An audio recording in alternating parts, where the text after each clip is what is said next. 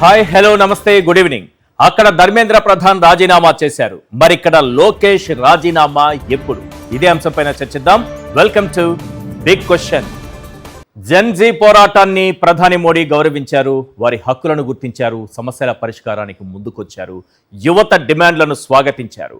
ఆత్మహత్య చేసుకున్న విద్యార్థులకు కోటి పరిహారం, కేసులు ఎత్తివేతతో పాటు జెన్జీ ప్రధాన డిమాండ్కు సైతం అంగీకరించారు. ధర్మేంద్ర ప్రధాన్తో రాజీనామా చేయించారు. ఇది విద్యార్థుల విజయం అని చాటి చెప్పారు. చరిత్రలో ఎన్నో జెన్జీ ఉద్యమాలు జరిగాయి, కానీ ఇంతటి గొప్ప ముగింపు ఎక్కడ వెతికినా మనకు కనబడదు, వినబడదు. దానికి కారణం ఏంటో తెలుసా? ఎక్కడ నెగ్గాలో కాదు, ఎక్కడ తగ్గాలో తెలిసినోడే అసలు సిసలు నాయకుడు. నీట్ పేపర్ లీకేజీకి బాధ్యత వహిస్తూ కేంద్ర మంత్రి ధర్మేంద్ర ప్రధాన్ రాజీనామా చేశారు. మరి ఏపీలో డిఎస్సి స్కామ్ కు బాధ్యత వహిస్తూ మంత్రి లోకేష్ ఎప్పుడు రాజీనామా చేస్తారు? జాతీయ స్థాయిలో నీట్ అక్రమాలు ఎంత తీవ్రమైనవో ఏపీలో లక్షలాది మంది అభ్యర్థుల భవిష్యత్తుతో ముడిపడిన డిఎస్సిలో అక్రమాలు కూడా అంతే తీవ్రతతో కూడుకున్నవి. నీట్లో అక్రమాలకు బాధ్యత వహిస్తూ ధర్మేంద్ర ప్రధాన్ రాజీనామా చేసి రాజకీయ విలువలను చాటారు. నైతికతకు పెద్దపీట వేశారు. మరి లోకేష్ అలాంటి బాధ్యత ఎప్పుడు తీసుకుంటారు? మంత్రి పదవికి ఎప్పుడు రాజీనామా చేస్తారు? ప్రధాని మోడీ ధర్మేంద్ర ప్రధాన్తో రాజీనామా చేయించినట్టే కూటమి ధర్మానికి కట్టుబడి చంద్రబాబు తన కుమారుడితో రాజీనామా చేయించాలి. కాదు కూడదంటే కాక్రోచులు దండెత్తుతాయి, కరకట్ట కూసాలు కదిలిపోతాయి. చంద్రబాబు పాలనపై ఇప్పటికే జెన్జీ తీవ్ర ఆగ్రహంతో రగిలిపోతోంది. ఒక్క డిఎస్సి స్కామ్ ఇష్యూ మాత్రమే కాదు సార్.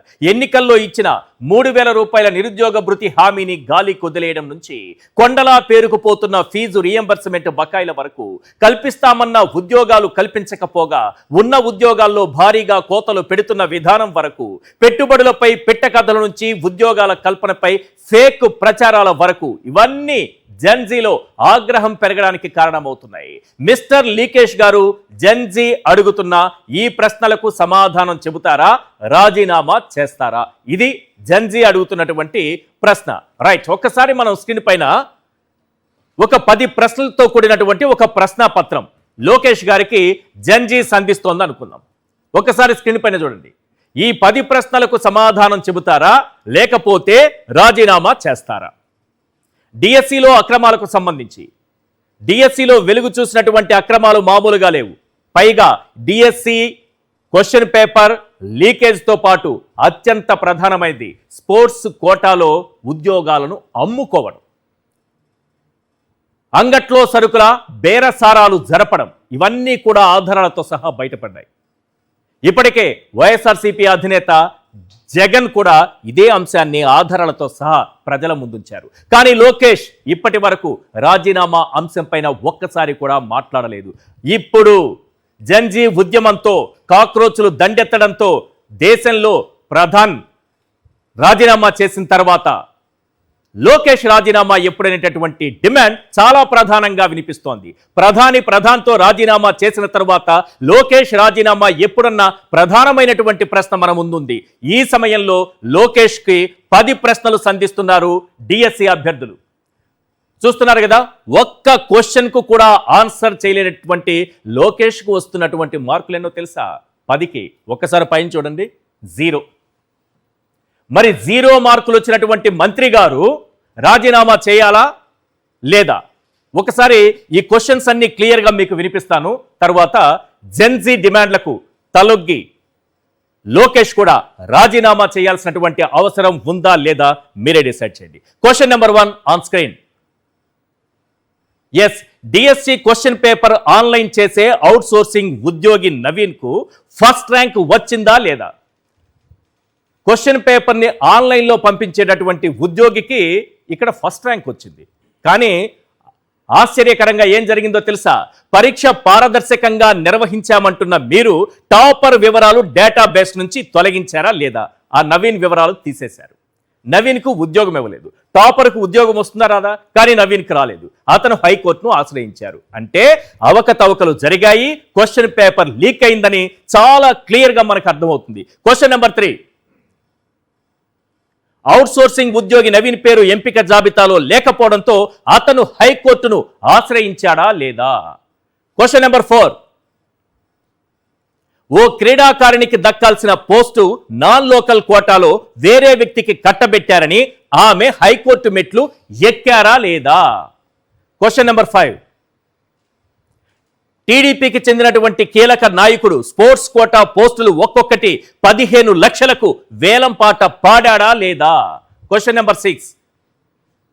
ఎంపికైన వారికి మాత్రమే మెసేజ్లు పంపి కలెక్టర్ ఆఫీసుల్లో అందరి జాబితా పెట్టలేదంటే మతలబు ఉందా లేదా?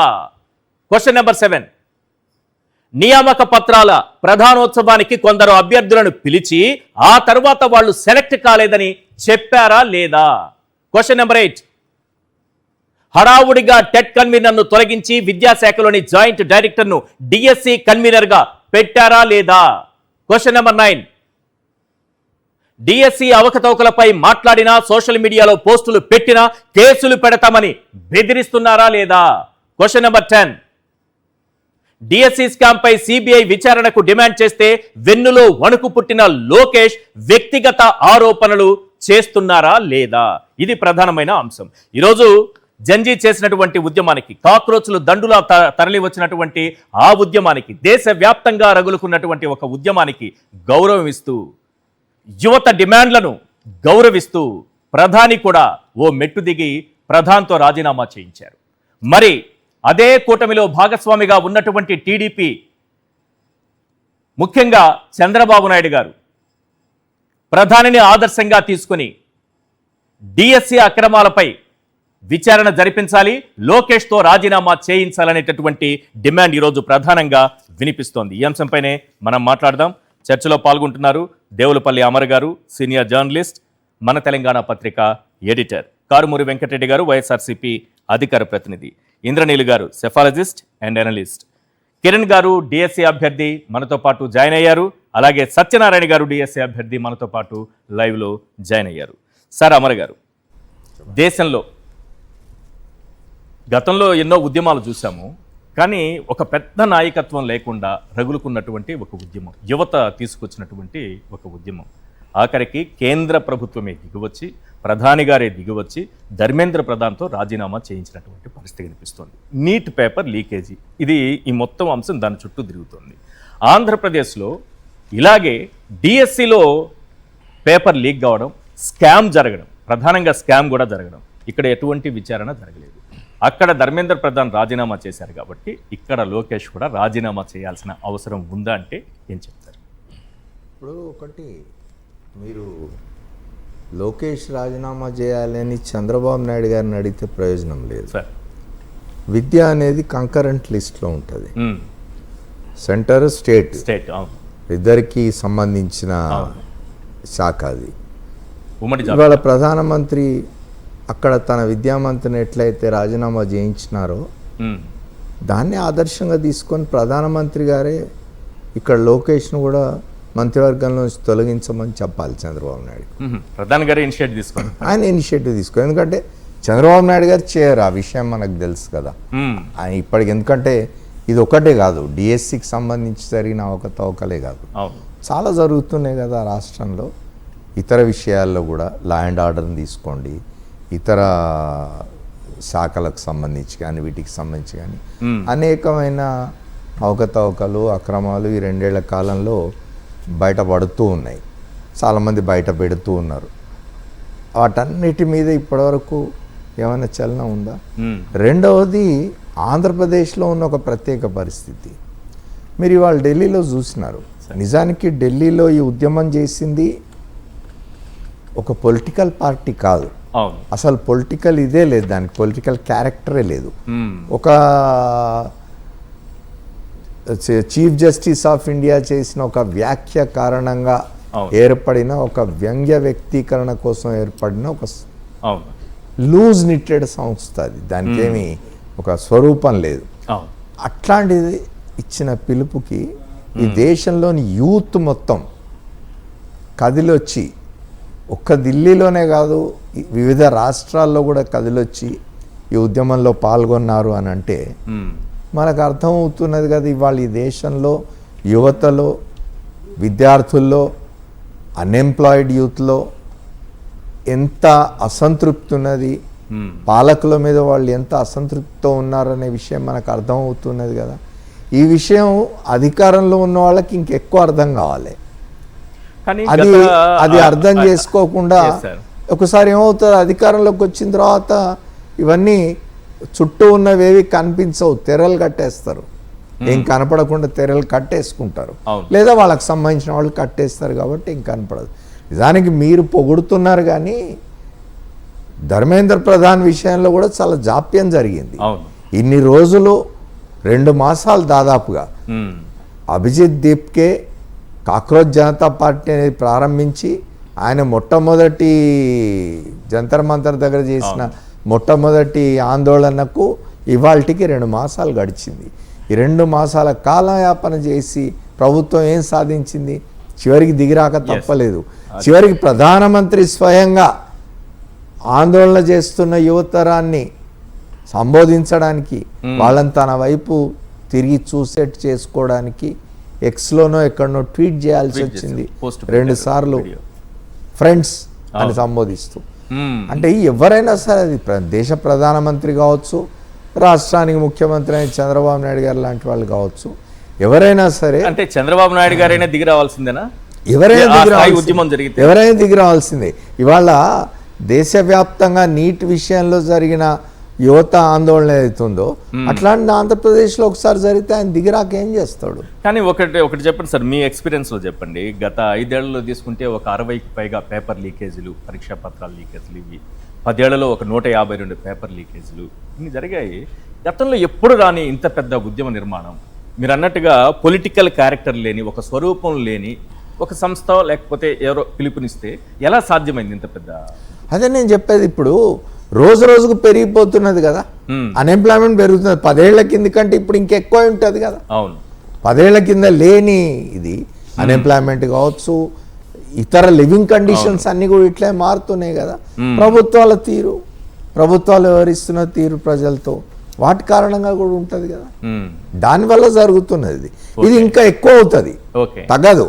మీరు ఇవాళ నీట్తో ధర్మేంద్ర ప్రధాన్ రాజీనామాతోటి నీటికి సంబంధించిన వ్యవహారం అయిపోయింది, ఇక్కడితో క్లోజ్. ఆ పిల్లలు పోయి మంత్రులతో, కేంద్ర మంత్రులతో మాట్లాడిన తర్వాత బయటకు వచ్చి జాయింట్ ప్రెస్ కాన్ఫరెన్స్లో ఇక్కడితో మేము ముగిస్తున్నాం దీన్ని అని అంటే అక్కడితో ముగిసిపోదు. రేపు ఇట్లాంటి సమస్యలు ఇంకా చాలా వస్తాయి. కేంద్రంలో రావచ్చు, ఆంధ్రప్రదేశ్లో రావచ్చు, ఇంకో రాష్ట్రంలో రావచ్చు. ఇట్లాంటి సమస్యలు ఇంకా వస్తాయి. వచ్చినప్పుడు నిజానికి రాజకీయ పార్టీల ప్రమేయం లేకుండా జరిగే ఇట్లాంటి ఉద్యమాలే ఈ దేశంలో ప్రజల్లో కానీ, యూత్లో కానీ, విద్యార్థుల్లో కానీ ఎటువంటి అభిప్రాయం ఉన్నది, ఎటువంటి అసంతృప్తి రగులుతూ ఉన్నదని బయటపెట్టే సందర్భాలు ఇవి. రాజకీయ పార్టీలు నిర్వహించే ఆందోళనలు కానివ్వండి, అంటే రాజకీయ పార్టీలు నేను తక్కువ చేసి మాట్లాడడం లేదు. రాజకీయ పార్టీలు నిర్వహించే ఆందోళనల్ని వెంటనే ఆ బ్రాండ్ పడిపోతుంది వాటికి. ప్రతిపక్షంలో ఉన్నారు కాబట్టి మాట్లాడుతున్నారు అనే బ్రాండ్ చేయడం వల్ల అటువంటి మూమెంట్స్కి వచ్చే క్రెడిబిలిటీ తక్కువ ఉంటుంది. అట్లాంటిది ఏ సంబంధం లేని, గతంలో కూడా మన దగ్గర ఈ దేశంలో కొన్ని ఉద్యమాలు జరిగినాయి అట్లాంటివి. అట్లాంటి ఉద్యమాలకు క్రెడిబిలిటీ వస్తుంది. అట్లాంటివి మీరు నిన్న చూసిర్రు, ఈ జంతర్ మంతర్ దగ్గర ఈ ఫేజ్లో జరిగిన 4-5 రోజులు జరిగిన ఆందోళనలో అసలు ఎక్కడి నుంచి వస్తున్నదో తెలియదు, ఫుడ్ వస్తున్నది, ఎక్కడి నుంచి వస్తున్నదో తెలియదు, నీళ్లు వస్తున్నాయి. లీగల్ ఎయిడ్ సెంటర్ ఒకటి స్టార్ట్ చేసినారు, స్వచ్ఛందంగా పోయి న్యాయవాదులు, డాక్టర్స్ పోయి అక్కడ ఒక హెల్త్ క్యాంప్స్ పెట్టినారు ఆరోగ్యం బాగాలేని వాళ్ళకు. ఒక అతనైతే నినాదాలు ఇచ్చి అరిచి అరిచి గొంతు పోతుంది వాళ్ళని విక్స్ బిళ్ళలు తెచ్చిస్తున్నాడు కొనుక్కొచ్చి. ఇంకొక ఆమె మీరట్ నుంచి వచ్చి ఆమె పవర్ బ్యాంక్స్, ఒక 50 పవర్ బ్యాంక్స్ కొని చార్జ్ చేసి తీసుకొచ్చి వీళ్ళకి ఇస్తూ ఉన్నది. వీళ్ళ ఫోన్లలో పవర్ ఉండదు, ఇక్కడ పవర్ కనెక్షన్ ఉండదు. సో ఇట్లాంటి అంటే వాలంటరీగా వచ్చే ఇది పొలిటికల్ మూమెంట్స్లో ఇప్పుడు రాదు, తక్కువ. గతంలో వచ్చేదేమో కానీ ఇప్పుడు రాదు. రైట్. కిరణ్ గారు ఉన్నారు, డిఎస్సి అభ్యర్థి. కిరణ్ గారు, విద్య, ఉద్యోగం 2 అంశాలుగా తీసుకున్నాం. విద్యకు సంబంధించి నీట్ పేపర్ లీకేజీ జరిగితే కేంద్ర విద్యాశాఖ మంత్రి రాజీనామా చేశారు. ఈ విద్య తర్వాత ఉద్యోగం అంటే దానికి నెక్స్ట్ లెవెల్ అన్నమాట. ఉద్యోగం అనేది జీవితంలో సెటిల్ అయ్యేటటువంటి ఒక భాగం. అది అందులో పేపర్ లీకేజీ జరగడం, స్కామ్ జరగడం, మరి ఈ విషయంలో విద్యాశాఖ మంత్రి రాజీనామా చేయాలా లేదా? నమస్తే అండి అందరికి ప్యానల్. నమస్తే అండి. సార్, ఇప్పుడు విషయం ఏమిటంటే ఎడ్యుకేషన్ పేపర్ అనేది ఏదైతే ఉందో ఆ పేపర్ లీకేజ్కి సంబంధించిన దాంట్లోనే రాజీనామా చెయ్యాలి అనే ఒత్తిడి వస్తే ఎడ్యుకేషన్ చేసిన తర్వాత కంప్లీట్ అయిన తర్వాత yes children will go to the same profession or not, we could not able to define వాళ్ళ కానీ ఇది ఇప్పుడు డిఎస్సి అనే ఎగ్జామ్ ఏంటంటే మేము టీచింగ్ ప్రొఫెషన్ లోనికి వస్తాము అని చెప్పి చదువుకొని దానికి exam, that is the final qualification exam. ఆ క్వాలిఫికేషన్ ఎగ్జామ్ రాసిన తర్వాత ఆ ఎగ్జామ్ ఏదైతే కంప్లీట్ అయిపోగానే ఆటోమేటిక్ గా వాళ్ళు జాబ్ లోకి వెళ్ళిపోతారు.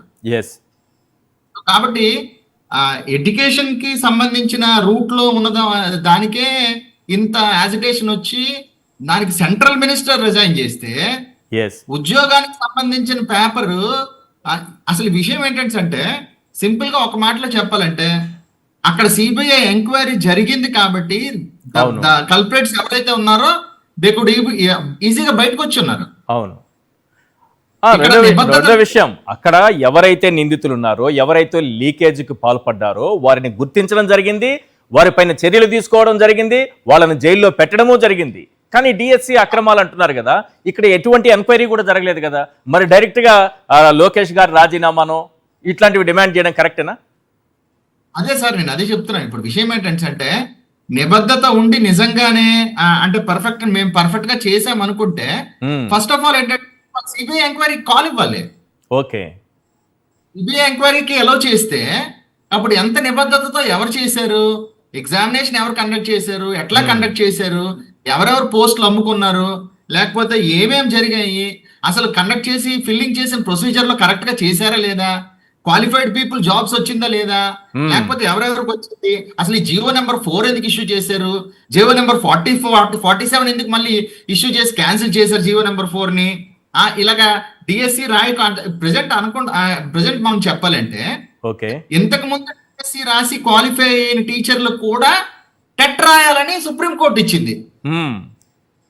అట్లా ఇచ్చినప్పుడు అంటే టీచర్స్ ఎలిజిబిలిటీ యాక్చువల్ చాలా మంది ఏంటంటే దే ఆర్ డిఎస్సి రాసి వాళ్ళు డిఎస్సి లో క్వాలిఫై అయిన టీచర్స్, డిఎస్సి లో క్వాలిఫై అయిన టీచర్స్ కి అగైన్ మళ్ళీ టెట్ రాయాలని వాళ్ళని అప్లై చేసుకోమంటే so most of the people they applied for the TET.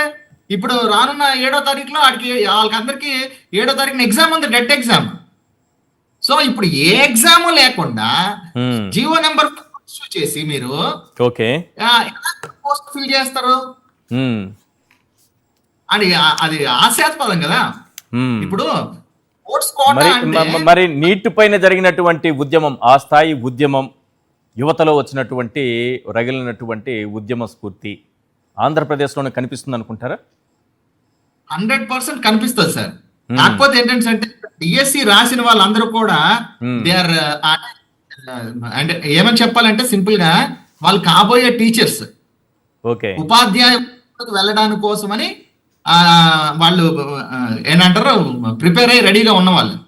So టీచర్సే ఒక రాంగ్ ప్రొసీజర్ లో వెళ్తే కరెక్ట్ కాదు అనే ఉద్దేశంతో ఆగున్నారు. రోడ్డు మీద గొడవ చేయడం, ఉద్యమం చేయడం అనేది చాలా సింపుల్ థింగ్. ఎందుకంటే కోపానికి, అందరికీ ఉన్న కోపానికి, జరిగిన అక్రమాలకి అందరికీ కూడా చాలా కోపం ఉంది. బట్ ద ఓన్లీ థింగ్ ఏంటంటే నెంబర్ ఆఫ్ కేసెస్ కోర్టులో ఉన్నాయి, కోర్టులో కేసు.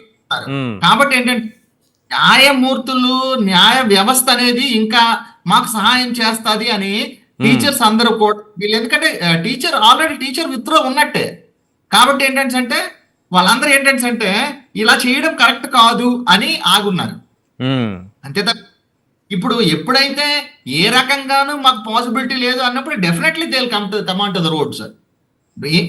ఇప్పుడు మీరు ఏదైతే అక్కడ ఢిల్లీలో చూసారో అది 100% మీరు విజయవాడలో చూస్తారు రానున్న కొద్ది రోజుల్లోనే. ఎందుకంటే ప్రతిరోజు మేము ఏంటంటే హైకోర్టులో వేసిన కేసెస్ సంబంధించి వీడియోస్ అబ్జర్వ్ చేస్తున్నాం.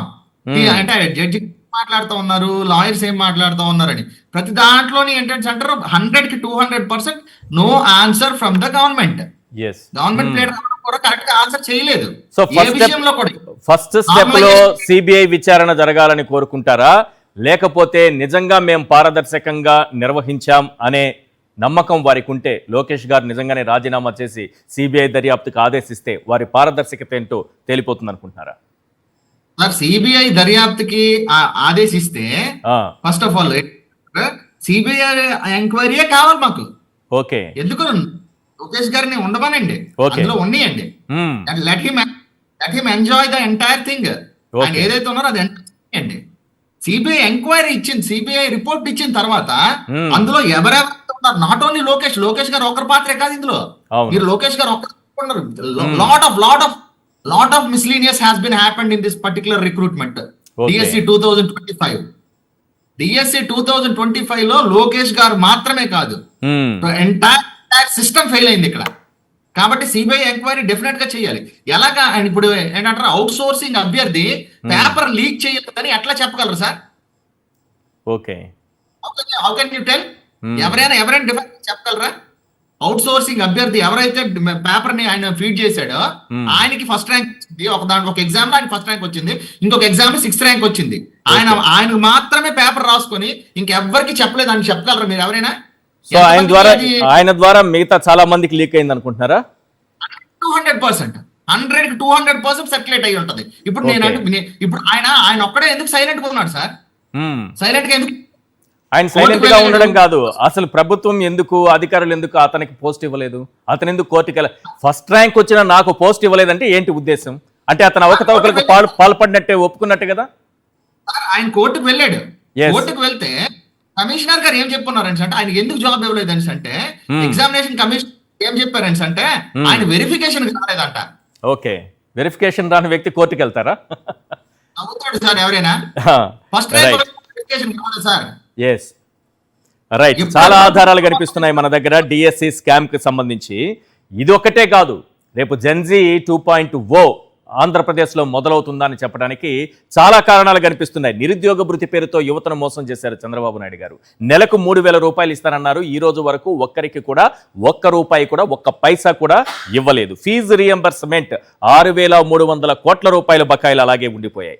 ఉద్యోగాల్లో కోత పెట్టారు, తీసివేత కనిపిస్తోంది. ఇవన్నీ కూడా ఆధారాలతో సహా కాసేపట్లో స్క్రీన్ పైన చూద్దాం. అసలు ఇవన్నీ చూసిన తరువాత జెన్జీ తప్పనిసరిగా ఉద్యమిస్తుంది. అది లోకేష్ రాజీనామా చేసేంత వరకు వెళుతుందా అనేటటువంటి అంశంపైన కూడా మనం చర్చిద్దాం. నీట్ పేపర్ లీకేజీకి సంబంధించి యువతలో, విద్యార్థుల్లో వచ్చినటువంటి ఉద్యమాన్ని చూసిన తరువాత కేంద్ర విద్యాశాఖ మంత్రి ధర్మేంద్ర ప్రధాన్ రాజీనామా చేయాల్సిన తప్పనిసరి పరిస్థితులు కనిపించాయి. మరి ఆంధ్రప్రదేశ్లో డిఎస్సి పేపర్ లీక్ అయింది.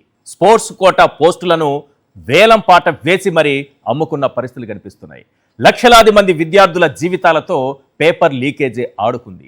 వాళ్ళు ఇప్పటికీ కూడా పోరాటం చేస్తూనే ఉన్నారు. మరి జెన్జీ 2.0 ఆంధ్రప్రదేశ్లో మొదలవుతుందా అంటే ఎస్, డిఎస్సి అక్రమాలు చాలు, డిఎస్సి కుంభకోణం చాలు, డిఎస్సి స్కామ్లో, పేపర్ లీకేజీలో ఏం జరిగిందో చాలు. ఈరోజు జెన్జీ 2.0 ఆంధ్రప్రదేశ్లో తప్పనిసరిగా మొదలవుతుందంటున్నారు. కానీ అంతకంటే ముందుగా నైతిక బాధ్యత వహిస్తూ అక్కడ ధర్మేంద్ర ప్రధాన్ రాజీనామా చేశారు. ఇక్కడ విద్యాశాఖ మంత్రి లోకేష్ కూడా రాజీనామా చేయాల్సిన అవసరం ఉందనే డిమాండ్ ప్రధానంగా వినిపిస్తోంది. ఇక్కడ కేవలం డిఎస్సి మాత్రమే కాదు సార్, మళ్ళీ చెబుతున్నా, డిఎస్సి స్కామ్ మాత్రమే కాదు. యువతను ఏ విధంగా మోసం చేశారు, హామీలతో ఏ విధంగా మోసం చేశారు, మాయ మాటలతో ఏ రకంగా మోసం చేశారనేది ఒకసారి మనం స్క్రీన్ పైన చూద్దాం ప్లీజ్. ఒకసారి నిరుద్యోగ భృతి, నెలకు 3,000 రూపాయల నిరుద్యోగ భృతి ఇస్తానని చంద్రబాబు నాయుడు గారు చాలా ఖచ్చితమైనటువంటి హామీ ఎన్నికల్లో ఇచ్చారు. సూపర్ 6 అని అన్నారు. కానీ ఇక్కడ పరిస్థితి చూస్తుంటే ఎలా ఉంటుందంటే ఇప్పటి వరకు ఒక్క యువకుడికి కూడా, నిరుద్యోగికి కూడా 3,000 రూపాయలు కాదు కదా, 3 రూపాయలు కూడా ఇవ్వలేదు. నెలకు 3,000 రూపాయలు ఇస్తామన్నారు ఉద్యోగం వచ్చేంత వరకు. మరి ఉద్యోగాల కల్పన ఏమన్నా చేశారా? లేదు. ఒక రకంగా రాష్ట్రంలో ఉన్నటువంటి 1,60,00,000 కుటుంబాలను మనం లెక్క తీసుకుందాం. 1,60,00,000 కుటుంబాలు. ఎందుకంటే మన ముఖ్యమంత్రి గారు, మన చంద్రబాబు నాయుడు గారు ఏం చెబుతారంటే ఇంటికో ఉద్యోగం ఇస్తే నెలకు 3,000 రూపాయల చొప్పున ఏడాదికి 57,600 కోట్లు అవుతుంది సార్. 24 నెలలు గడిచిపోయాయి సార్, 2 సంవత్సరాలు అయింది సార్. సో 2 ఏళ్లలో నిరుద్యోగ యువతకి చంద్రబాబు నాయుడు గారు ఎగ్గొట్టిన మొత్తం ఎంతో తెలుసా? 1,15,200 కోట్లు సార్. 1,15,200 కోట్లు నిరుద్యోగ భృతి పేరుతో ఎగ్గొడితే మరి యువతలో ఆవేశం రాదా, ఆలోచన రాదా, ఆచరణ రాదా? ఇవన్నీ వస్తే ఏమవుతుంది? జెన్జీ 2.0 అవుతుంది, కాక్రోచ్ 2.0 అవుతుంది. కరకట్ట మీదకి ఇవన్నీ కలిసి ప్రవేశిస్తాయి. నెక్స్ట్ ఇంకొకటి ఫీజు రియంబర్స్మెంట్. ఒక్కసారి ఇక్కడ చూడండి, ఫీజు రియంబర్స్మెంట్ మళ్ళీ ఒకసారి చూపించండి సార్. ఫీజు రియంబర్స్మెంట్ పరిస్థితి ఏంటంటే ఫీజు బకాయిలు. జగన్మోహన్ రెడ్డి గారు అధికారంలో ఉన్నన్ని రోజులు ప్రతి క్వార్టర్, ప్రతి త్రైమాసికానికి 700 కోట్ల రూపాయల చొప్పున ఇస్తూ వచ్చారు. ఇప్పుడు 2024 జనవరి నుంచి లెక్కేసుకుంటే 2024లో 4, 2025లో 4 త్రైమాసికాలు, 2026లో మరో 2 త్రైమాసికాలు, అంటే మొత్తం 10 క్వార్టర్లు. అంటే క్వార్టర్కి 700 లెక్కన 700 కోట్ల లెక్కన 7,000 కోట్ల రూపాయలు ఫీజు రియంబర్స్మెంట్ బకాయిలు పెట్టారు మా చంద్రబాబు నాయుడు గారు. 7,000 కోట్ల రూపాయలు ఒక్క క్వార్టర్ మాత్రమే చెల్లించారు. మనకి క్వార్టర్ బాటిల్ మీద ఉన్నటువంటి ఆసక్తి విద్యా వ్యవస్థలో ఉన్నటువంటి ఒక క్వార్టర్ పైన మాత్రం కనిపించదు, ఒక త్రైమాసికం పైన కనిపించదు. కేవలం ఒక్క త్రైమాసికానికి 700 కోట్ల రూపాయలు చెల్లించడంతో ప్రస్తుతానికి ఉన్నటువంటి ఫీజు బకాయిలు ఎంతయ్యా అంటే 6,300 కోట్లు. ఇక వసతి దీవెన, విద్యార్థులకు ఇస్తానన్నటువంటి వసతి దీవెన ఏడాదికి 1,100 కోట్లు. ఈ 3 ఏళ్లకు కలిపి 3,300 కోట్లు ఎగ్గొట్టారు సార్. ఇది మరి యువతలో ఆవేశం రాదా? ఇంతకుముందు నేను చెప్పినట్టు ఆలోచన రాదా? అది ఆచరణ యోగంగా మారదా? అదే మారితే ఏమవుతుంది? మరో జెన్జీ ఉద్యమం మొదలవుతుంది. రైట్, ఇంకా ఉద్యోగాల విషయంలో ఏ రకంగా మోసం చేశారో ఒకసారి స్క్రీన్ పైన చూపించండి. నెక్స్ట్ రైట్, ఉద్యోగాల కోత. ఉద్యోగాలు రాకపోగా కోత ఏ రకంగా పెట్టారనేది. బాబు వస్తే జాబ్ వస్తుంది అన్నారు, జాబ్ పోతుంది సార్. క్లియర్గా స్క్రీన్ మీద కనిపిస్తోంది. నేను చెప్పింది కాదు ఇది. కేంద్ర ప్రభుత్వం పార్లమెంటులో అధికారికంగా అచ్చుగుద్ది సంతకం పెట్టి చెప్పినటువంటి మాట. మూతబడ్డ ఎంఎస్ఎంఈలు మా చంద్రబాబు నాయుడు గారు 2 ఏళ్ల పాలనలో మొత్తం 4,520 ఎంఎస్ఎంఈలు, సూక్ష్మ మధ్య తరహా పరిశ్రమలు మూతబడ్డాయి సార్. దీనివల్ల పోయిన ఉద్యోగాలు ఎన్నో తెలుసా? 48,477 ఉద్యోగాలు పోయాయి. 50,000 మంది రోడ్డున పడ్డారు. చంద్రబాబు నాయుడు గారు అధికారంలోకి రాగానే ఆనందంతో ఎంఎస్ఎంఈలు 4,520 ఎంఎస్ఎంఈలు ఆనందంలో మూతపడ్డాయి చంద్రబాబు నాయుడు గారు అధికారంలోకి వచ్చారని. ఇక బేవరేజెస్ కార్పొరేషన్లో జగన్మోహన్ రెడ్డి గారి మీద కక్షతో, కేవలం జగన్మోహన్ రెడ్డి గారి మీద ఉన్నటువంటి కక్షతోనే 20,000 మందిని రోడ్డున పడేశారు చంద్రబాబు నాయుడు గారు. అదేవిధంగా రేషన్ వాహనాలు, ఇంటింటికి డోర్ డెలివరీ చేసేటటువంటి వాహనాల్లో ఒక్కొక్క వాహనంలో 2 ఉండేవాళ్ళు దాదాపు 9,000కు పైగా ఉన్నటువంటి వాహనాలని తొలగించారు. 18,500 ఉద్యోగాలు తొలగించారు. 18,500 మందిని రోడ్డున పడేశారు అన్ని విభాగాల్లో. ఇక మొత్తం రాష్ట్ర వ్యాప్తంగా ఉద్యోగాలకు సంబంధించి అన్ని విభాగాల్లో కలిపి ఓవరాల్గా 3,73,190 ఉద్యోగాలను తీసి పడేశారు, పీకి పడేశారు. ఇది కాకుండా మనం ఏం చేస్తున్నామంటే మనకున్న మీడియా ద్వారా ప్రచారం మాత్రం గొప్పగా చేసుకుంటాం. ఎన్ని లక్షల కోట్ల పెట్టుబడులు వచ్చాయని చెప్పారు సార్, గుర్తుందా మీకు? 10 లక్షల కోట్ల రూపాయల పెట్టుబడులు వచ్చేశాయి. మరో 10 లక్షల కోట్ల రూపాయల పెట్టుబడులు దారిలో ఉన్నాయి. ఇంకో 3 లక్షల కోట్లు దాని వెనకనే ఉన్నాయి. మొత్తం కలిపితే 23 లక్షల కోట్ల పెట్టుబడులు వరుసగట్టి ఉన్నాయని చెప్పారు చంద్రబాబు నాయుడు గారు. కానీ మళ్ళీ ఇదే చెప్తున్నా, నేను చెబుతున్నది కాదు, కేంద్ర ప్రభుత్వమే పార్లమెంటులో అధికారిక పత్రం మీద అచ్చుగుద్ది సంతకం పెట్టిన విషయం, చెప్పిన విషయం ఏంటంటే ఈ 2 ఏళ్ల కాలంలో మా చంద్రబాబు నాయుడు గారి పెర్ఫార్మెన్స్కి వచ్చినటువంటి పెట్టుబడులు ఎంతంటే 6,962 కోట్లు. దీనివల్ల రానున్నటువంటి ఉద్యోగాలు ఎన్నో తెలుసా? 22,000. మనం చేసుకుంటున్నటువంటి ప్రచారం ఏ స్థాయిలో ఉందో తెలుసా? 22,167 ఉద్యోగాలు రాబోతూ ఉన్నాయి, దారిలో ఉన్నాయి. అందులో కొన్ని వచ్చాయి, మిగతావి రావాల్సి ఉన్నాయి. కానీ మనం చేస్తున్న ప్రచారాలు 23 లక్షల కోట్ల రూపాయల పెట్టుబడులు వచ్చేసింది రాష్ట్రానికి అని చెప్తున్నాం. మనకు వచ్చింది 6,962 కోట్లు. ఎస్, చేస్తున్నటువంటి ప్రచారాలు ఉద్యోగాలు ఎన్ని వచ్చాయని చెప్తున్నారు? లక్షల ఉద్యోగాలు వచ్చేసాయి, 23 లక్షల ఉద్యోగాలు వచ్చేసాయని చెప్తున్నారు. వచ్చిన ఉద్యోగాలు ఎన్నయ్యా అంటే 22,167 ఉద్యోగాలు మాత్రమే. మరి ఇప్పుడు చెప్పండి సార్, ఢిల్లీలో మొదలైనటువంటి జెన్జీ 2.0 కాక్రోచ్ 2.0 ఏపీలో కూడా రావాల్సినటువంటి అవసరం ఉందా లేదా? ఎస్ వెంకటరెడ్డి గారు, ఒక్క డిఎస్సి మాత్రమే కాదు, చాలా అంశాల్లో ఏపీలో యువత అన్ని విధాలుగా మోసపోయింది. మరి అదే రకమైనటువంటి ఉద్యమం ఆంధ్రప్రదేశ్లో వస్తుందా? పాయింట్ నెంబర్ 1, ఓన్లీ డిఎస్సి తీసుకుందాం, కేవలం డిఎస్సి మాత్రమే మాట్లాడుకుంటే విద్యాశాఖ మంత్రి లోకేష్ గారు రాజీనామా చేయాల్సిన అవసరం ఉందా? ఈశ్వర్ గారు, ముందుగా మీకు ప్యానల్లో ఉన్న అందరికీ అట్లానే సాక్షి టీవీ ప్రేక్షకులందరికీ నమస్కారాలు. అంటే మీరు కేంద్రంలో ధర్మేంద్ర ప్రధాన్ రాజీనామా చేశాడు కాబట్టి లోకేష్ కూడా ఇక్కడ రాజీనామా చేయాలని ఖచ్చితంగా అడగాల్సినటువంటి అవసరం ఉంది. ఎందుకంటే అక్కడ ఉంది ఎన్డీఏ ప్రభుత్వం, ఇక్కడ ఉంది ఎన్డీఏ ప్రభుత్వమే.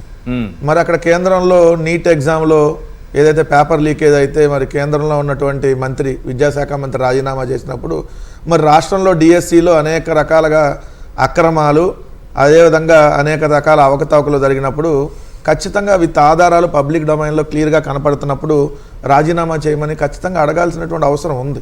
ఎందుకంటున్నాను, ఒక్క డిఎస్సిలో ఒక్క స్పోర్ట్స్ కోటాలోనే ఏదైతే అక్రమాలు జరగల, డిఎస్సిలో మాస్ కాపీయింగ్ జరిగింది, డిఎస్సిలో కొన్ని చోట్ల పేపర్ లీకేజ్ చేయించారు, డిఎస్సిలో దొంగ సర్టిఫికేట్లతో ఉద్యోగాలు పొందారు కొంతమంది.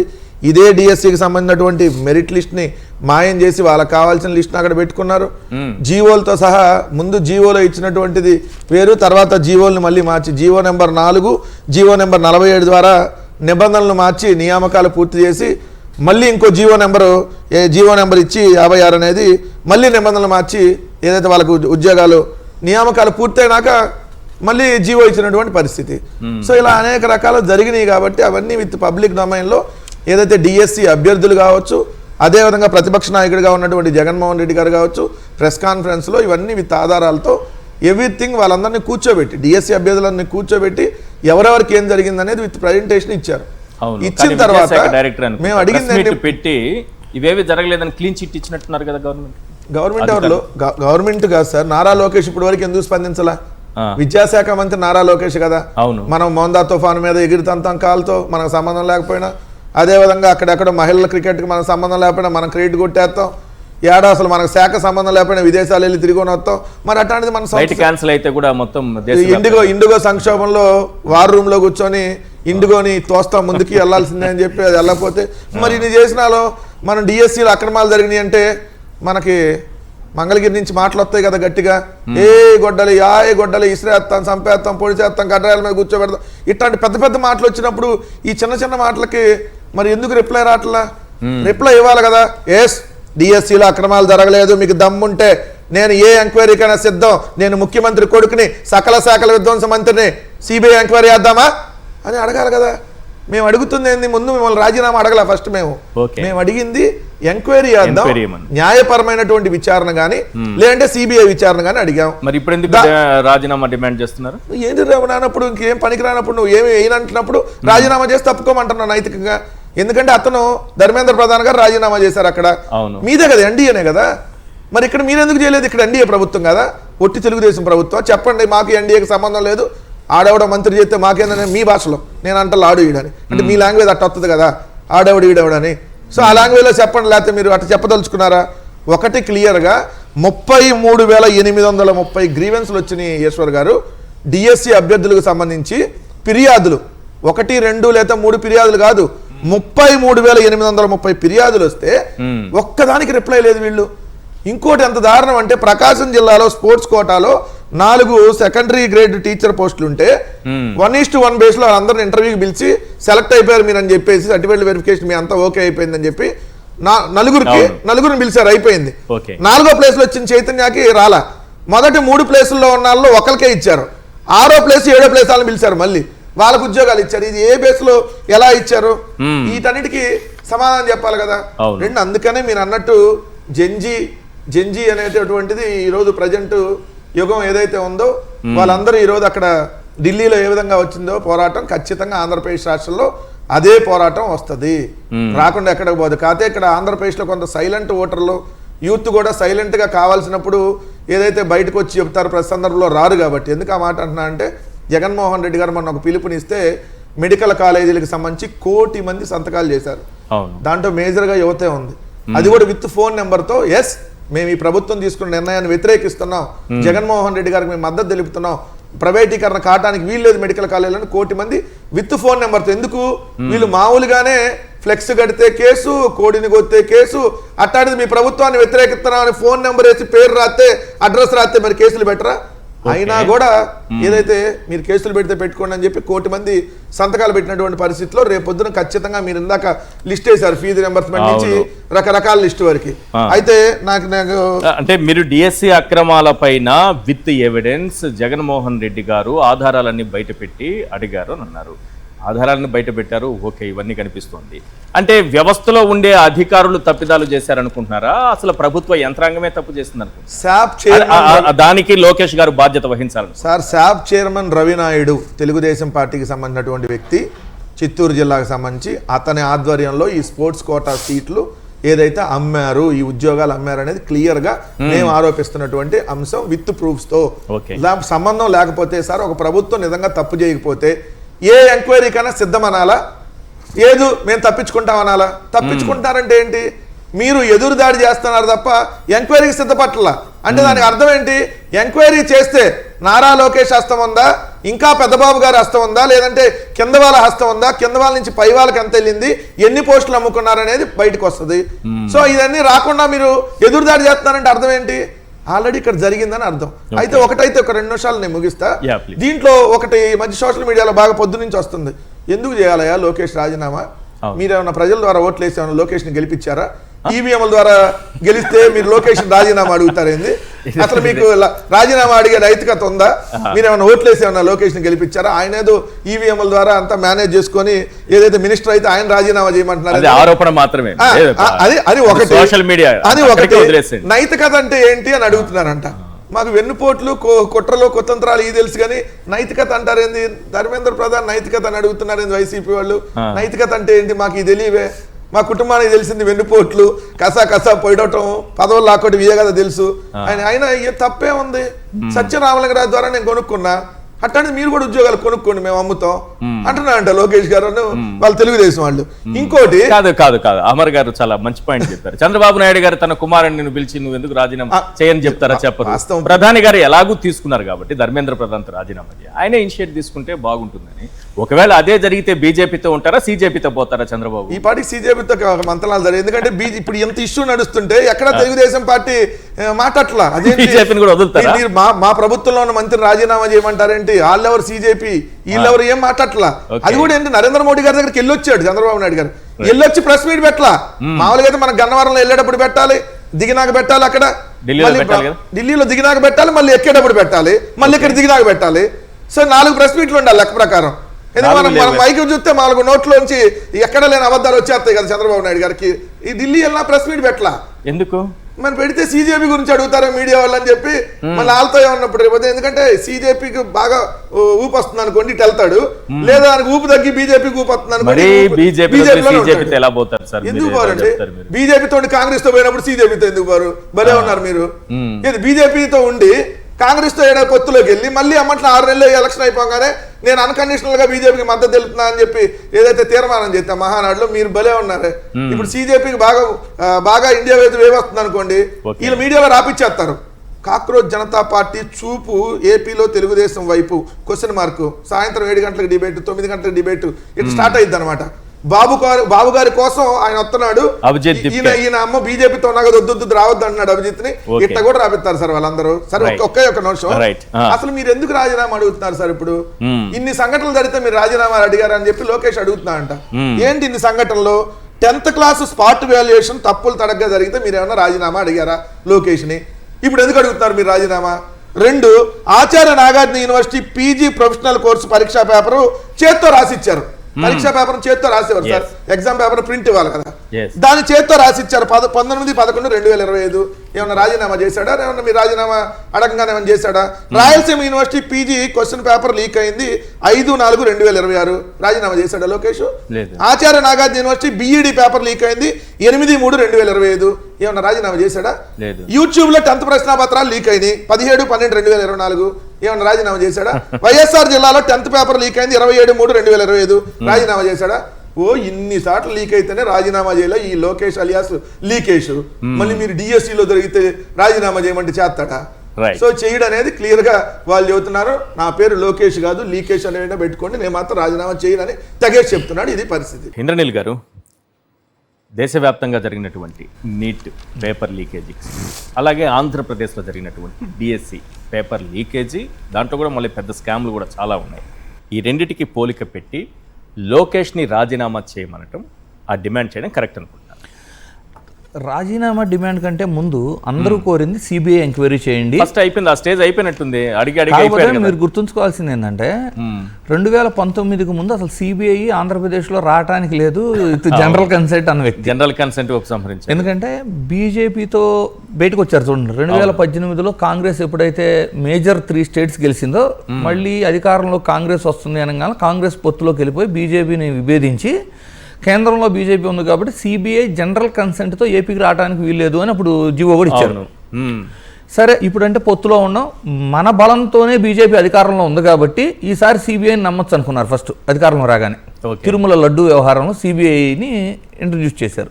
వాళ్ళు ఏం చెప్పారు, ఇందులో ఎలాంటి మాంసం కానీ ఎలాంటి కలవ లేదు, ఈ లోడ్లు ఏవైతే వచ్చినాయో అవి ఏఆర్ నుంచి వైష్ణవికి వెళ్ళి, వైష్ణవి నుంచి ఇక్కడికి వచ్చి, ఇవన్నీ కూడా చంద్రబాబు గారి హయాంలో లోడ్లు టెస్టింగ్ జరిగింది, శాంపుల్స్ అన్నీ చెప్పారు.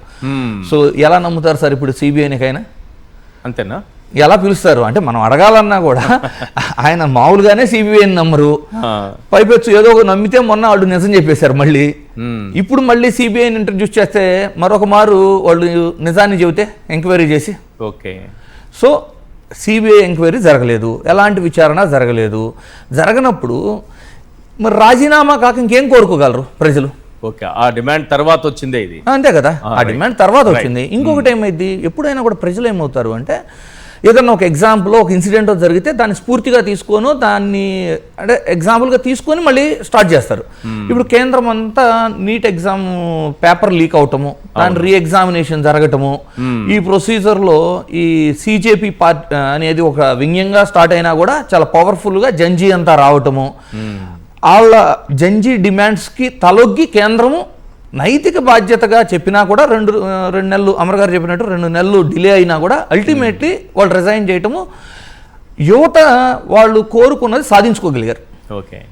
సో ఇది చూసిన తర్వాత డెఫినెట్లీ ఏమవుతుంది, ఓకే మనం కూడా పోరాడకపోతే మనం కూడా నష్టపోతాము, పోరాడితేనే కదా ఏదైనా సాధించుకోగలిగేది, ఇవనేవి ఇట్లాగే స్టార్ట్ అవుతాయి.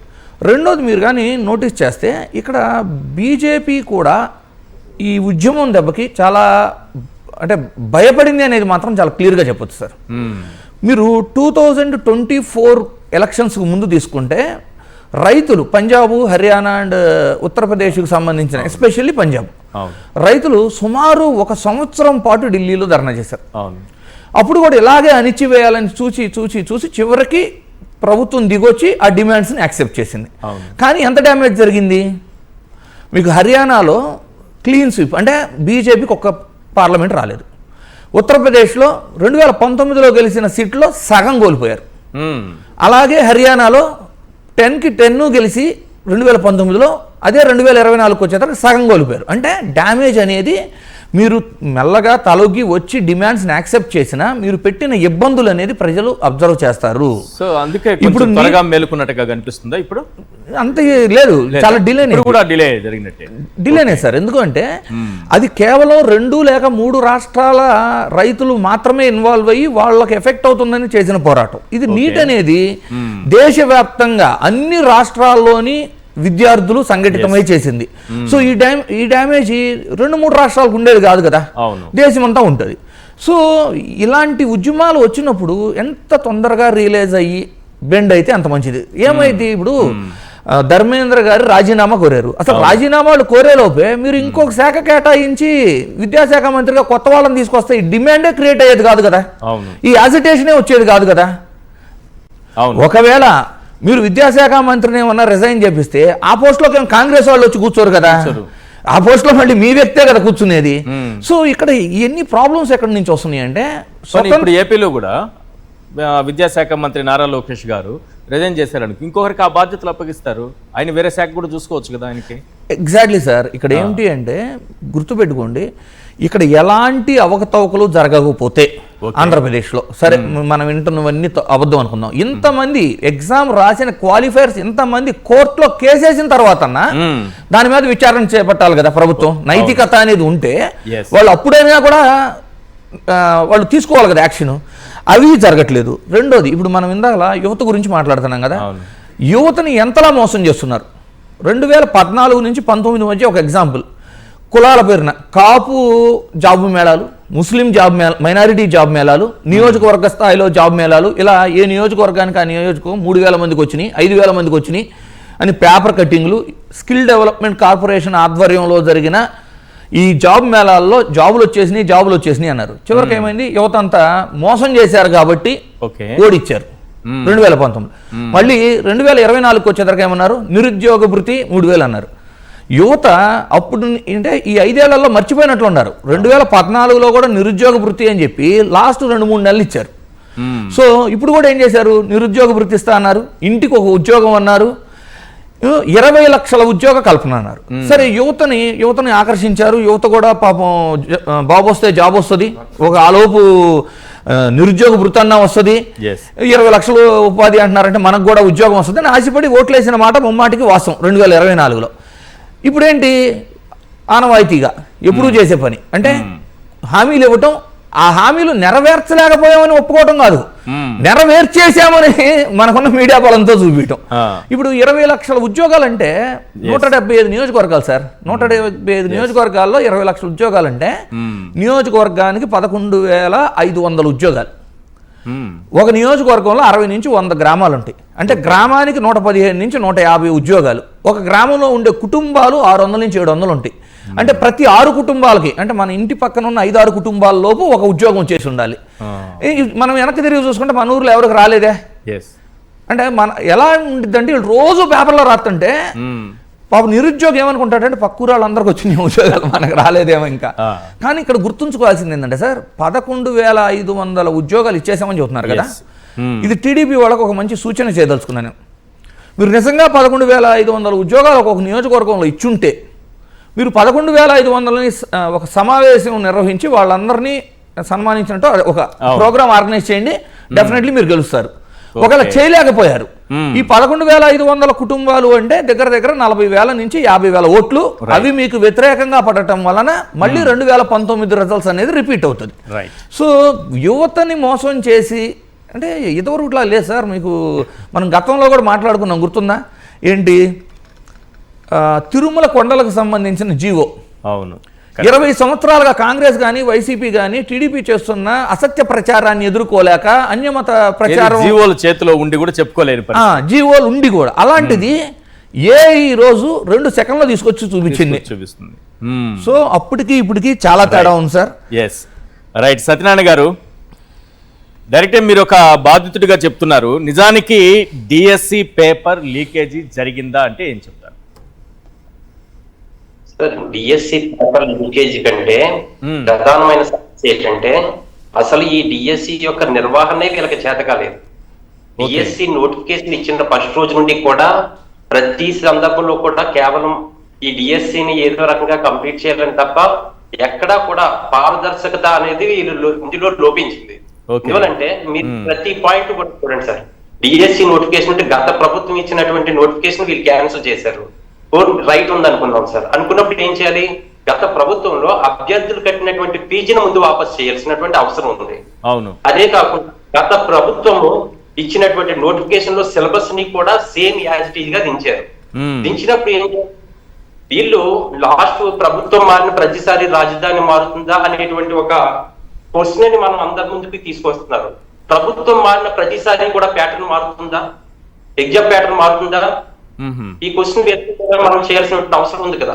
అవును, 2018లో ఇదే TDP government exam pattern first TET conduct చేశారు.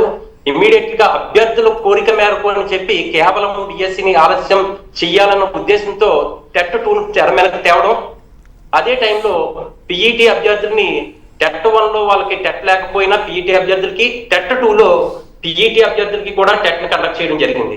Okay. టెట్ ని కండక్ట్ చేయడంతో పాటుగా ఈవెంట్స్ ని అప్పటి వరకు లేనటువంటి ఈవెంట్స్ ను అమర్ గారు సార్, నీట్కి ఎప్పుడైతే పేపర్ లీకేజ్ జరిగిందన్న తర్వాత సరే ఏ డిమాండ్లో ఏదో ఒత్తిడో వెంటనే ఒక సిబిఐ ఎంక్వైరీ అయితే వేశారు.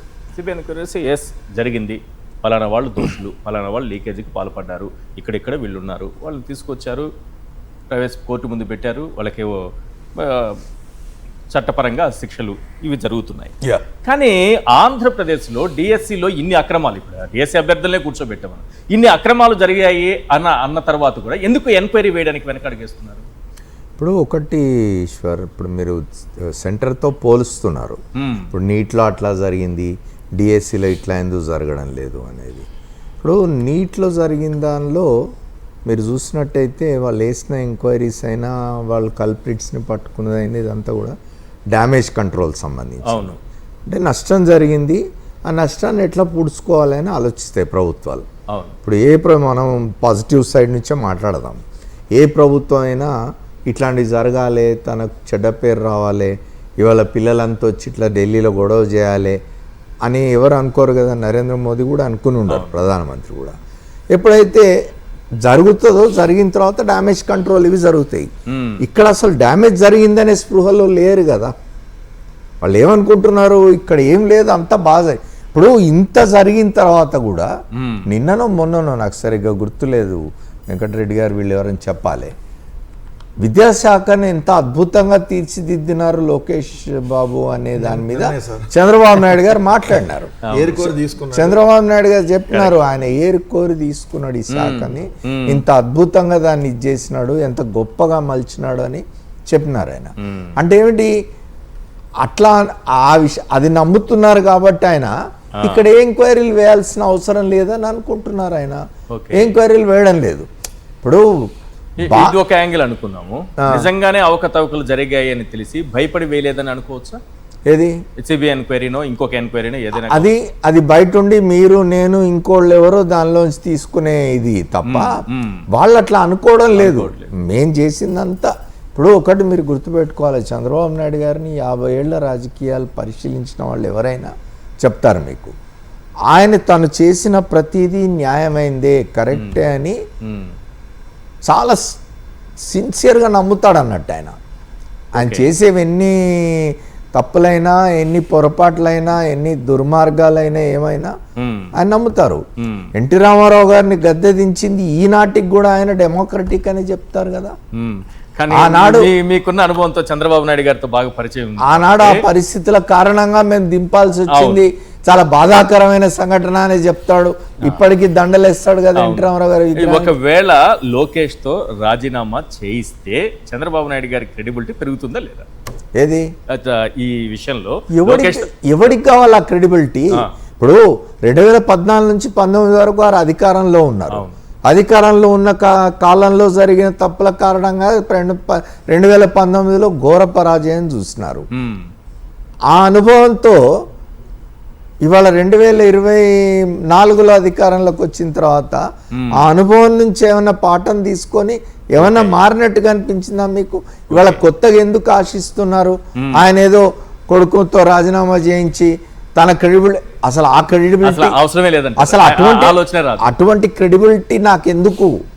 ఇప్పుడు నేను ఎన్నికలు, ఇప్పుడు ఒకటే లక్ష్యం, ఎన్నికల్లో గెలవడం. ఎన్నికల్లో ఎట్లా గెలవాలి అనేది ఆలోచించాలి. దానికి ఇంకా 2.5 సంవత్సరాలు 3 సంవత్సరాలు సమయం ఉన్నట్టుంది కదా, అప్పటికి ఆలోచిద్దాం. ఆనాటికి మళ్ళీ బీజేపీతో ఉండడమా, మళ్ళీ బీజేపీని వదిలేయడమా? ఎందుకంటే ఇప్పటికే ఈ 4 రోజుల సంఘటనల కారణంగా కేంద్రంలోని ప్రభుత్వంలో ఉన్న ప్రధానమంత్రి గారి ప్రభ కొంచెం తగ్గినట్టుగా ఉన్నది. ఇట్లనే కొనసాగినట్టయితే వారు ఇంతకుముందు చెప్పినట్టుగా రైతులకు సంబంధించిన 3 చట్టాలు విడ్రా చేసుకోవడం అనేది ఒక సెట్ బ్యాక్ నరేంద్ర మోదీకి. అట్లాగే ఇవాళ ఇదొక పెద్ద సెట్ బ్యాక్. ఈ తర్వాత వరుసగా ఇంకా ఇట్లాంటివి ఏమన్నా జరిగి ఆయన ప్రభ తగ్గిందనుకోండి, ఆయన వెలగడం లేదనుకోండి, ఎందుకంటే ఈయన స్వయం ప్రకాశకుడు కాదు. నరేంద్ర మోదీయో పవన్ కళ్యాణో ఇంకోళ్ళో కమ్యూనిస్ట్లో వాళ్ళ వెలుగులో ఆయన ప్రయాణం చేయాలి. కాబట్టి అప్పటికి ఏం ఆలోచిస్తారో తెలియదు. అప్పటికి ఆలోచించుకుందాం. ఇప్పటి నుంచే లోకేష్ను మీరు భలే డిమాండ్ తీసుకొస్తారు. లోకేష్ను ముఖ్యమంత్రిగా చేయాలనే ఆలోచనలో ఉంటే మీరు ఉన్న మంత్రి పదవి పీకేమని మాట్లాడితే ఎట్లా? తప్పు కదా. కిరణ్ గారితో మాట్లాడదాము, డిఎస్సి అభ్యర్థి. కిరణ్ గారు, విద్యాశాఖ మంత్రి ఎలా మాట్లాడారనే దానికంటే కూడా ఎలా డిఎస్సి కండక్ట్ చేశారనేది చాలా ఇంపార్టెంట్. ఇవన్నీ చూసిన తర్వాత మీకేమనిపిస్తోంది? ఏపీలోనూ ఒక కాక్రోచ్ ఉద్యమం వస్తుందని అనిపిస్తోందా? సార్ తప్పకుండా వస్తుంది సార్. హలో, చెప్పండి sir. am I audible? Yeah, clear. Okay, తప్పకుండా వస్తుంది సార్. ఎందుకంటే కేవలం జస్ట్ ఒక ఎంట్రన్స్ ఎగ్జామినేషన్ పేపర్ లీక్ అయితేనే ఇంత యాజిటేషన్ వచ్చినప్పుడు నేను మీకు ఫస్ట్ చెప్పాను అంటే ఇంకా మాకు న్యాయ వ్యవస్థ మీద, న్యాయమూర్తుల మీద కొంచెం నమ్మకం ఉంది. ఓకే, ఆ నమ్మకాన్ని కోల్పోలేదు. ఎందుకంటే కోర్టులో డెఫినెట్ గా 100కి 200% మా వాదనని న్యాయమూర్తులు యాక్సెప్ట్ చేస్తారు. ఓకే, వీళ్ళు ఎగ్జామినేషన్ ప్రొసీజర్ ఏదైతే కండక్ట్ చేస్తున్నారో 100కి 200% వీళ్ళని డెఫినెట్ గా 100% ఏంటంటే ఎవరైతే who is a part and parcel of all these 2025 DSC, okay, they has to 100% వాళ్ళందరికీ శిక్ష వేస్తారు. ఇప్పుడు ఈ విషయం ఏంటంటే నైతికత అని ఆయన ట్వీట్ ఆయన చేశారు. ఏంటంటే ఎవరైతే యువత ఉన్నారో వాళ్ళ ఆకాంక్షలను నేను ఆస్వాదిస్తా అంటే యాక్సెప్ట్ చేస్తూ నేను రిజైన్ చేశానని చెప్పేసి ట్రాన్స్లేషన్ లో ఏదో పెట్టున్నారు. ఇప్పుడు విషయం ఏంటంటే అట్లా అయినప్పుడు ఏంటంటే ఫస్ట్ ఆఫ్ ఆల్ నైతికత అనే దాని గురించి ఇట్స్ మోరల్ రెస్పాన్సిబిలిటీ. అవును, మోరల్ రెస్పాన్సిబిలిటీ ఉన్నోళ్ళు అయితే జీవో నెంబర్ చేసి ఇక్కడ విషయం ఏంటంటే సార్ ఇందాక మాట్లాడుతున్నారు ఏంటంటే ఇక్కడ జరిగిన డ్యామేజ్ కంట్రోల్ చేశారు అని అన్నారు. డ్యామేజ్ కంట్రోల్ ఎక్కడ అంటే జీవో నెంబర్ 4 ఇష్యూ చేసి ఎవరెవరైతే ఎగ్జామినేషన్ క్వాలిఫై లేకపోయినా వాళ్ళందరికీ ఉద్యోగాలు ఇవ్వచ్చు అని ఇచ్చారు. ఇంకొకటి జీవో నెంబర్ 47 ఇష్యూ చేస్తూ డ్యామేజ్ కంట్రోల్ చేశారు. ఏమని అంటే ఈసారి మాత్రమే అట్లా జరిగింది కానీ నెక్స్ట్ టైం నుంచి అట్లా జరగడానికి వీల్లేదు అని చెప్తున్నారు. సో ఈ రకంగా చేశారు. ఇకపోతే ఇంకొకటి ఏంటంటే స్పోర్ట్స్ కోటాలో క్వాలిఫికేషన్ లేని వాళ్ళకి ఇప్పుడు బేసిక్ క్వాలిఫికేషన్ ఎగ్జామ్ ఏదైతే ఉందో డిఎస్సి రాయలేదు వాళ్ళెవరు. అవును, ఇప్పుడు విషయం ఏంటంటే స్పోర్ట్స్ కోటాలో పోస్టులు అమ్ముకున్నారు. ఇదంతా నాన్ సెన్స్. నేను అది ఏం జరిగింది అనేది నాకు తెలియదు. అది సిబిఐ వస్తే వాళ్ళు చూసుకుంటారు. విషయం ఏంటంటే బేసిక్ క్వాలిఫైయింగ్ ఎగ్జామినేషన్ రాయకుండా పోస్టులు ఎట్లా ఇచ్చినారు? అవును, 282 ఇక్కడ నోటిఫికేషన్ 421కి ఇచ్చారు, 39 చేయలేదు, 382 మందికి పోస్టులు ఇచ్చారు. 382 మంది పోస్టులు ఇచ్చి 382 మందికి 1:1 లో కాల్ లెటర్ ఇష్యూ చేసి వాళ్ళందరూ వాపస్ చేశారు వెనక్కి హారిజాంటల్ రిజర్వేషన్ పేరుతోని. ఎందుకంటే వీళ్ళకి 1:1 లో వెరిఫికేషన్, మాకు అందరికి 1:1 వెరిఫికేషన్ అయిపోయింది. 1:1 వెరిఫికేషన్ అయిపోయిన తర్వాత 1:1 అంటే ఏంటి సార్? మీకు పిలిచారు, ఒక పోస్ట్ కు ఒకరిని పిలిచారు. సర్టిఫికేట్ వెరిఫికేషన్ కరెక్ట్ గా ఉంటే ఆ జాబ్ వాళ్ళకే, ఆ పోస్ట్ వాళ్ళకి. ఏంటంటే I'm 100% qualified but the information has been furnished by me. నేను ఏదైతే ఇన్ఫర్మేషన్ ఫర్నిష్ చేస్తున్నానో if at all they in that I could not able to ఏంటంటే submit all the required documents, అప్పుడు నేను డిస్క్వాలిఫై అవుతాను. 1:1 అని చెప్పి కాల్ లెటర్ ఇచ్చారు, కాల్ లెటర్ లో వెరిఫికేషన్ ఓకే అన్నారు. ఓకే అయిపోయిన తర్వాత ఇప్పుడు ఏమంటున్నా రిజెక్ట్ లిస్ట్ లో వాళ్ళ పేర్లు పెట్టలేదు. ఎందుకంటే రిజెక్ట్ లిస్ట్ లో వెంటనే పెడితే ఇమీడియట్ వాళ్ళు కోర్టుకు వెళ్తారు అందరూ కూడా. అందుకని అంటారు తెలివిగా ఏం చేశారంటే రిజెక్ట్ లిస్ట్ లో వాళ్ళ పేర్లు పెట్టకుండా చాలా సింపుల్ గా ఏం చేశారంటే వాళ్ళని అట్లాగే హోల్డ్ లో పెట్టి ఏంటంటారు మెరిట్ లిస్ట్ ఇచ్చి సెలక్షన్ లిస్ట్ లో వాళ్ళ పేర్లు తీసేసి రైట్. సత్యనారాయణ గారు, ఇన్ని అవకతవకలు మీరు చాలా పాయింట్స్ చెప్పారు, కిరణ్ గారు చెప్తున్నారు. మరి విద్యాశాఖ మంత్రి గారు బాధ్యత తీసుకోవాల్సినటువంటి అవసరం ఉంటుందా ఉండదా? తప్పకుండా ఉంటుందండి. ఇప్పుడు నేను అదే పాయింట్ చెప్తున్నాను. డిఎస్సి కండక్ట్ చేసినప్పుడు ఇతను ఏంటంటే అధికారంలోకి వచ్చిన మొదటి రోజే తొలి సంతకంగా చేశారు. దాన్ని ఇంప్లిమెంట్ చేయడానికి ఎంత టైం పట్టింది?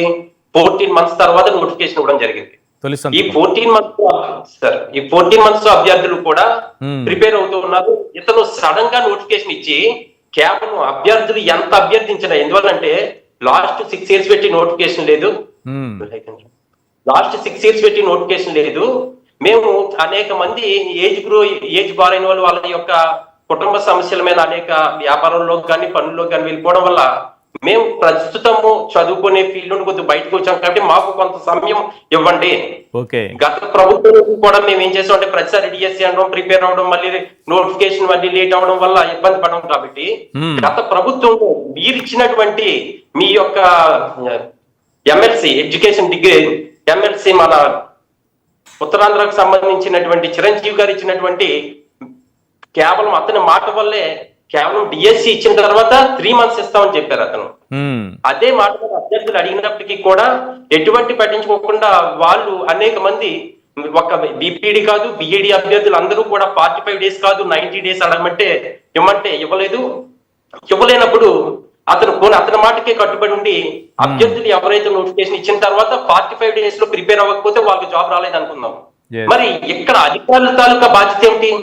అభ్యర్థుల యొక్క బాధ్యత ఎంత ఉందో అభ్యర్థులు కూడా ఈ యొక్క అధికారులు కానీ విద్యాశాఖ మంత్రి కానీ ఈ 45 రోజులు కూడా విద్యార్థులు ఎంత ప్రిపేర్ అవుతున్నారో వీళ్ళు కూడా అంతేకాదంగా వాళ్ళ యొక్క బాధ్యతను నిర్వర్తించాల్సినట్టు అవసరం ఉంది.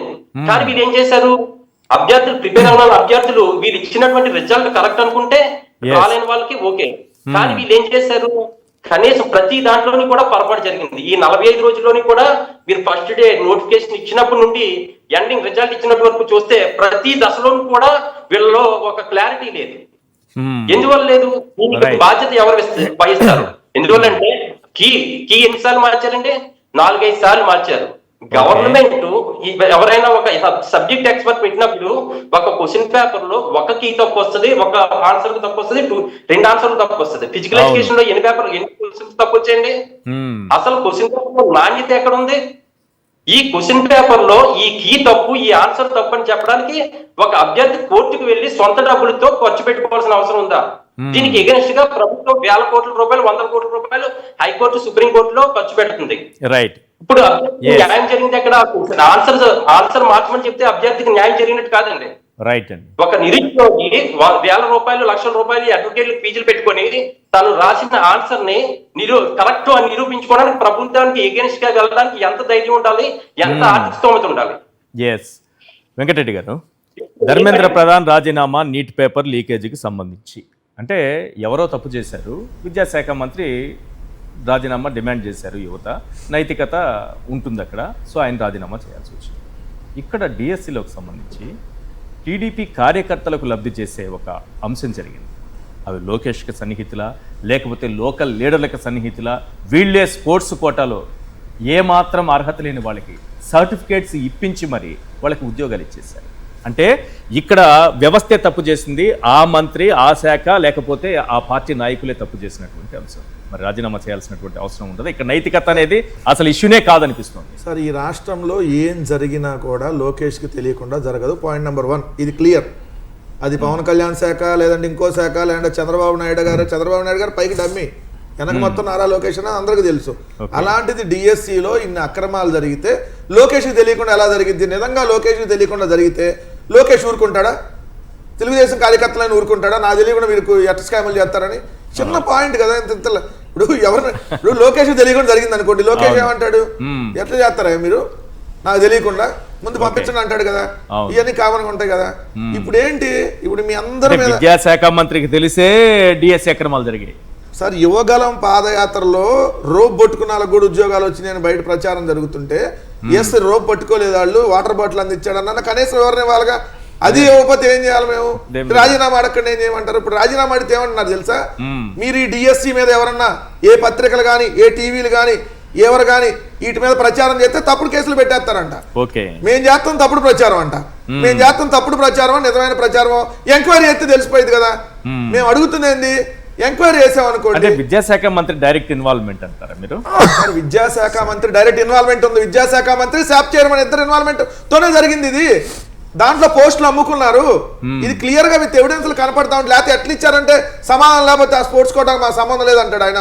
కోన శశిధర్ ఎవరు మొన్న వచ్చి సంబంధం లేదు, నువ్వెట్టున్నావు కమిషనర్ అక్కడ, Okay. దానికి దీనికి సంబంధం లేదని. అదేదో ఒక స్పోర్ట్స్ కి సంబంధించి ఒక దానికి కోన రవికుమార్ గారు ఇంకొక దానికి ప్రభుత్వం తప్పు చేయకపోతే ఇదిగో ఇలా కేసులు పెడతామని డైరెక్ట్ గా ప్రకటన ఎవరు? మెగా డిఎస్సీ పై దుష్ప్రచారం చేస్తే క్రిమినల్ కేసులు ఏదైనా మర్డర్ చేసినట్టుగా ఎవరినో క్రిమినల్ కేసులు పెడతారంట, పరువు నష్టం దావా వేస్తారంట. మొన్న మే 26, 2026 పాఠశాల విద్యాశాఖ ఇచ్చినటువంటి ఏదైతే ప్రకటన, తప్పుడు ప్రచారం చేసిన సదరు మీడియా సంస్థలు, సోషల్ మీడియా వేదికలతో పాటు ఇతర బాధ్యులకి పరువు నష్ట నోటీసులు జారీ చేస్తామని క్రిమినల్ కేసులు కూడా నమోదు చేస్తారంట. నేను అంటున్నది అంటే ఏంది దీనికి అర్థం? స్పోర్ట్స్ కోటాలో సంబంధించి ఇదేదో ఒకదానికైతే కోన రవికుమార్ గారు, ఇంకో దానికి గీతం యూనివర్సిటీ మన ఎంపీ గారు భరత్ గారు వీళ్ళందరూ కూడా సర్టిఫికెట్లు ఇచ్చేసారని అంటున్నారు. అంటే చాలా మంది ఇన్వాల్వ్మెంట్ బయటపడబోతుందా అని ఇది ఒకవేళ ఎంక్వైరీ జరిగితే? ఇప్పుడు ఎంక్వైరీ అనేది జరిగితే ఈ ప్రభుత్వంలో ఉన్నటువంటి పెద్దలు, మంత్రుల ఇన్వాల్వ్మెంట్, ఎమ్మెల్యేల ఇన్వాల్వ్మెంట్, వాళ్ళకి కావాల్సిన వాళ్ళకి ఎలా ఇచ్చుకున్నారు, దొంగ సర్టిఫికేట్లతో ఎలా ఉద్యోగాలు ఇచ్చారు, ప్యాకాట్ ఆడినాలకు ఎలా ఉద్యోగాలు ఇచ్చారు, దాన్ని అసలు ఆ ప్యాకాటం లోపలికి ఎలా చేర్చారు దాంట్లోకి, ఇవన్నీ బయటకు వస్తాయి కదా. అందుకని ఎంక్వైరీ వేయరు, దీన్ని మసిబూసి మారేడికాయ చేస్తారు. మీరు రాజీనామా అడిగితే గట్టిగా అడిగారు అనుకోండి కేసులు పెడతారు, గట్టిగా రాజీనామా అడిగితే గట్టి కేసులు పెడతారు. పేకాట్ అంటే బ్రిడ్జ్ అయి ఉంటుంది, తెలుగులోనే ప్యాకాట్, ఇంగ్లీష్ లో బ్రిడ్జ్. దాంట్లో మంచి స్కిల్ ఇచ్చారు. ఇది డైరెక్ట్ గా విద్యాశాఖ మంత్రి ఇన్వాల్వ్ అయినట్టుగా కనిపిస్తోందా, లేకపోతే ఆయన నైతిక బాధ్యత వహించాలనిపిస్తుందా? ఫస్ట్ ఆఫ్ ఆల్ అసలు ఈ ప్రొసీజర్ స్టార్టింగ్ నుంచి ప్రతిసారి అంటే పారదర్శకత అయితే లోపించింది అనేది మాత్రం ప్రజలకు చాలా స్పష్టంగా అర్థమైపోయింది. ఓకే, నార్మలైజేషన్ ప్రొసీజర్ తీసుకొచ్చారు చూసారా? అవును, నిజంగా చదువుకున్న వాళ్ళని ఎవరిని అడిగినా నార్మలైజేషన్ అనేది టోఫెల్ లాంటి వాటికి క్వాలిఫికేషన్ దగ్గర పెట్టే ఎగ్జామ్. ఓకే, దాన్ని తీసుకొచ్చి వీళ్ళు డిఎస్సిలో పెట్టి, ఆ డిఎస్సి అంటే కూడా దానికి గైడ్ లైన్స్ ఉన్నాయా? గైడ్ లైన్స్ లేకపోయినా అందరికి ఏంటంటే సెలక్షన్ క్రైటీరియా సార్. ఇప్పుడు జాబు రావాలి, సెలక్షన్ క్రైటీరియా. ఓకే, అందరికీ ఒకే అవకాశం, ఒకే అంటే సరి సమానంగా ఉండాలి కదా, అంటే ఒకే క్వశ్చన్ ఉండాలి అందరికి. ఇప్పుడు ఈ computer based test normalisation procedure ఏంటంటే, నాకు వచ్చిన క్వశ్చన్ పేపర్ వేరు, వెంకటరెడ్డి గారికి వచ్చే క్వశ్చన్ పేపర్ వేరు. ఇప్పుడు ఆయనకి ఎక్కువ మార్కులు వచ్చినాయి ఆ బ్యాచ్ వాళ్ళందరికీ. ఇది ఈజీ క్వశ్చన్ పేపర్ అని నార్మలైజేషన్ వాళ్ళకి మార్కులు తగ్గిస్తారు, వాళ్ళ మార్కులు తగ్గిపోతాయి రాసినా సరే. అది ఆటోమేటిక్ గా సిస్టమ్ కంప్యూటర్ డిసైడ్ చేసిద్దంట. అంటే అసలు నువ్వు ఈజీ క్వశ్చన్ పేపర్ ఇవ్వటం ఎందుకు, వాళ్ళకి మార్కులు వచ్చిన తర్వాత తగ్గి ఆయన చెప్పాలి. నాకు మార్కులు తక్కువ వచ్చింది, నేను రాసిన బ్యాచ్ లో మార్కులు తక్కువ వచ్చినాయి, సో వీళ్ళకి టఫ్ పేపర్ వచ్చింది అని వీళ్ళకి మార్కులు పెంచడం, దీన్ని నార్మలైజేషన్ అంటారు. అంటే కంప్యూటర్ బేస్డ్ గా నార్మలైజేషన్ ప్రొసీజర్ ని డిఎస్సి లాంటి సెలక్షన్ లో పెట్టడం ఒక తప్పు. ఓకే, జిల్లా లెవెల్లో 11,000 మంది ఉంటారు సార్ మాక్సిమం ఈ డిఎస్సి రాసిన వాళ్ళు. 2 పోస్టులు 8,000 మందికి ఎట్ ఏ టైం ఎగ్జామ్ పెట్టలేక అసమర్థత కింద చూడాలా లేదా? ఇది ఒకటి కాదు సార్, ఎన్నో తప్పులు చెప్పలేనన్ని తప్పులు జరిగినాయి డిఎస్సిలో. Thank you sir. ఇంద్రనీల్ గారు చర్చలో పాల్గొన్నందుకు, వెంకటరెడ్డి గారు, దేవులపల్లి అమర్ గారు, thank you so much sir చర్చలో జాయిన్ అయినందుకు. కిరణ్ గారు, సత్యనారాయణ గారు, థ్యాంక్ యూ అండి ఇవాళ చర్చలో జాయిన్ అయినందుకు. ఇది ఇవాళ చర్చా కార్యక్రమం చూస్తూనే ఉండండి సాక్షి టీవీ. మరిన్ని అప్డేట్స్ కోసం ఛానల్ ను సబ్స్క్రైబ్ చేయండి. నోటిఫికేషన్స్ కోసం బెల్ ఐకాన్ పై క్లిక్ చేయండి.